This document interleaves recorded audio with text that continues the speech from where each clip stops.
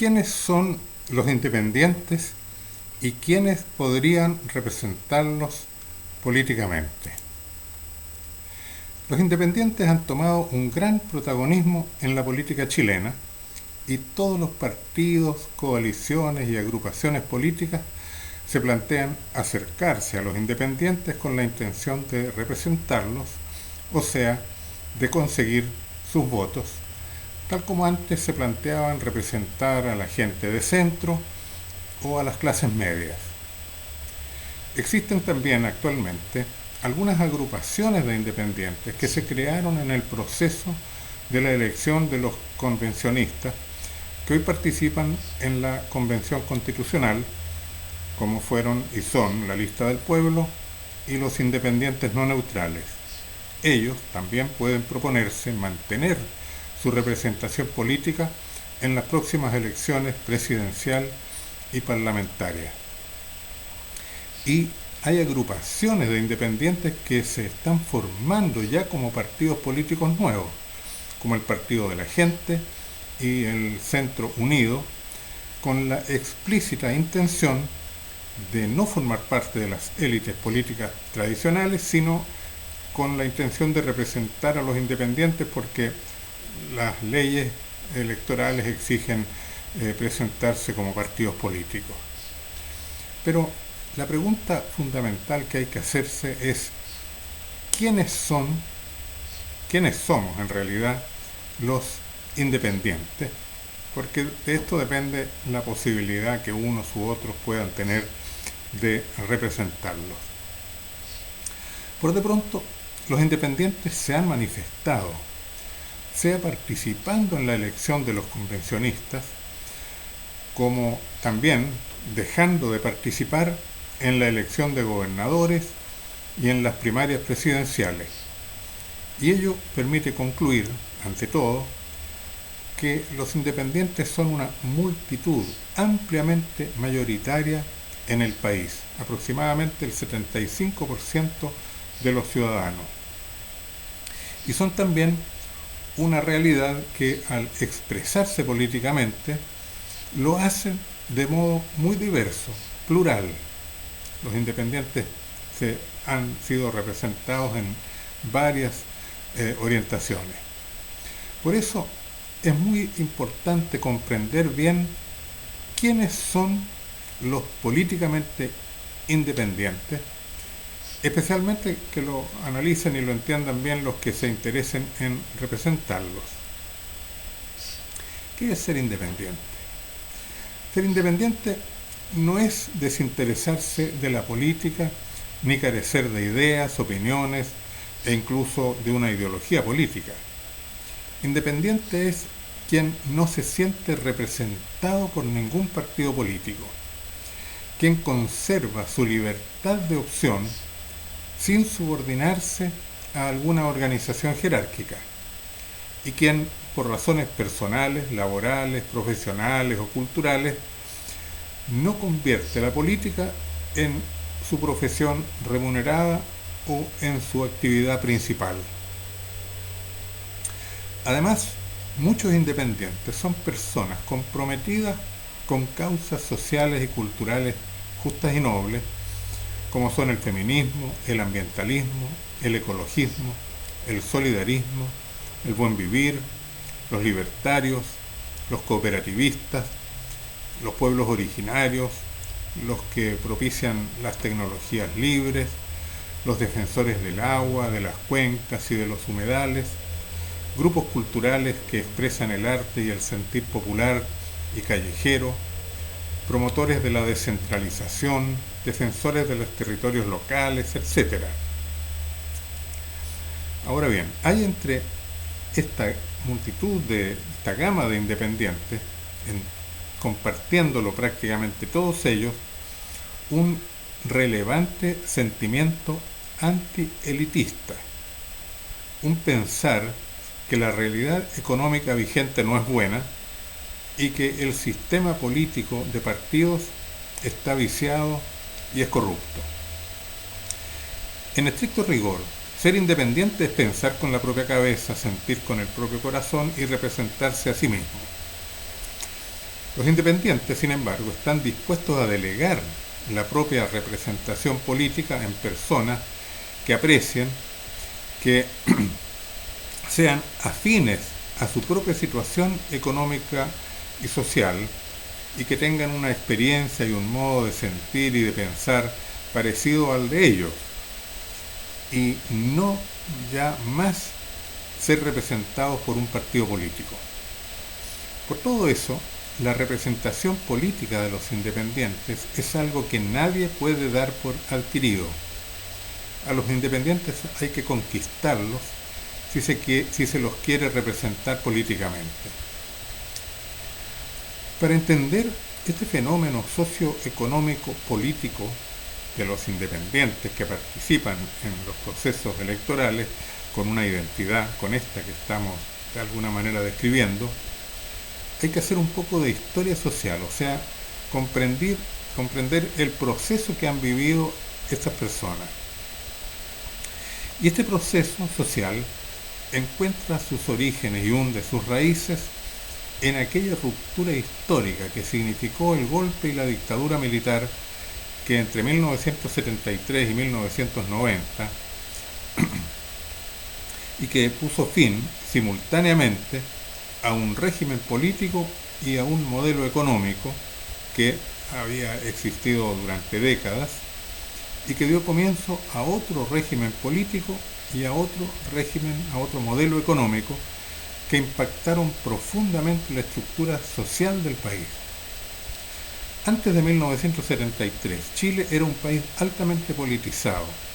Las elecciones marcaban decididamente la vida de las personas y de las clases y grupos sociales. Los políticamente independientes eran muy pocos y la abstención electoral era prácticamente irrelevante.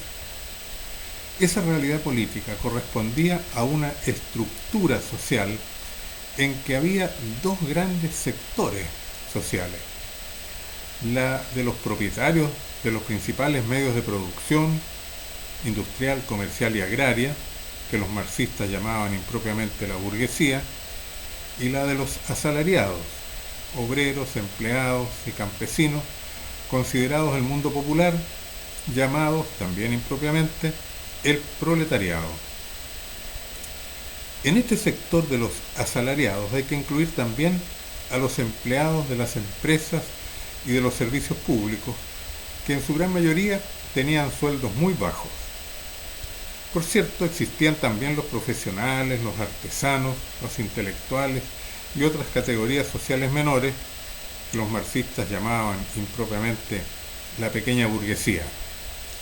Pero la inmensa mayoría del país se consideraba formando parte de aquellos dos grandes sectores principales. Y prácticamente todos participaban activamente en la política, porque en la política se jugaban las relaciones de fuerzas y muchos intereses de esos grupos sociales.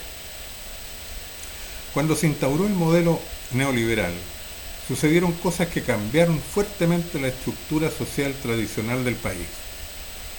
La reducción del tamaño del Estado y la privatización de las empresas públicas, el término de las políticas proteccionistas y la apertura al mercado externo, que significaron que muchas empresas nacionales se vieron obligados a competir con las importaciones sin tener las protecciones arancelarias y además el alto valor del dólar que existía anteriormente. Y en consecuencia muchísimas de esas empresas quebraron y se produjo una gran desocupación de la fuerza de trabajo asalariada, tanto del aparato estatal como del sector privado. En esas condiciones, perdidos los medios de vida de numerosos asalariados, enfrentados grandes sectores populares a un problema de subsistencia, se verificó un proceso multifacético de activación económica del mundo popular. Verdaderas multitudes de personas generaron iniciativas económicas informales de carácter individual o familiar. Se multiplicaron los trabajadores por cuenta propia, también se crearon organizaciones económicas asociativas y solidarias, surgieron numerosos pequeños negocios, microempresas y pequeñas empresas, se iniciaron experiencias de economías alternativas basadas en antiguas y en nuevas tecnologías. Con esas actividades, mucha gente dejó de asociar su destino personal y familiar a la política.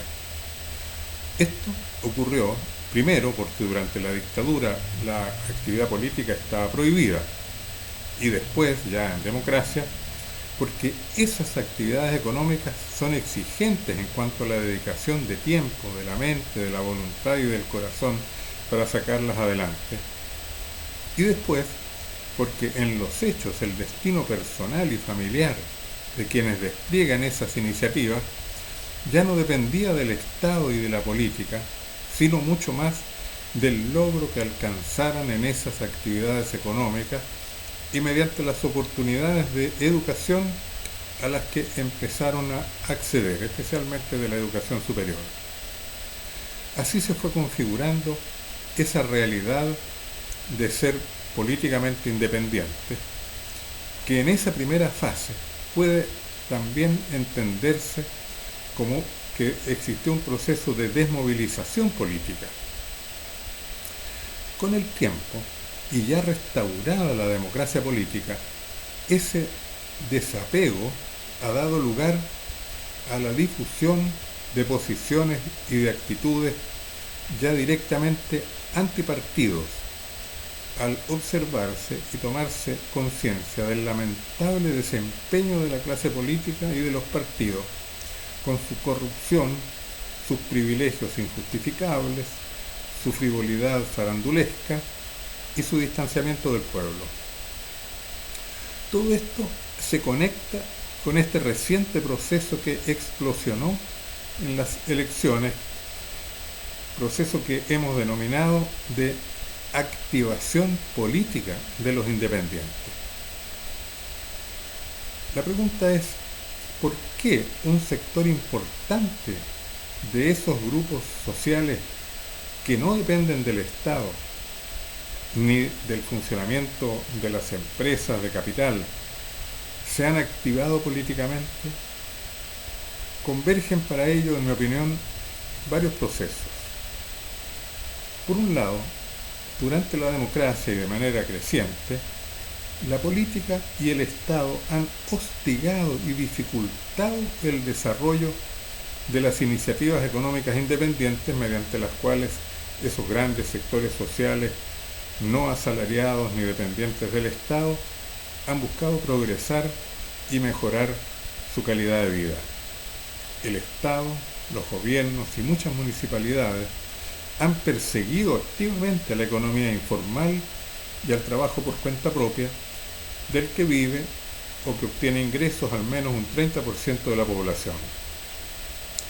Por otro lado, el Estado ha buscado extraer riqueza para sí de las micro y pequeñas empresas, agregándoles impuestos y ejerciendo control informático para que no haya evasión de impuestos. Con nuevas regulaciones al comercio, con más complejas exigencias de contabilidad, con el aumento del sueldo mínimo, muchas pequeñas unidades económicas se tornan inviables o perciben mayores riesgos de fracasar. Y si se les ha facilitado el crédito en la medida en que se han formalizado, esos mismos créditos no constituyen en realidad una ayuda, sino que más bien se van conformando como una pesada mochila que se les ha agregado.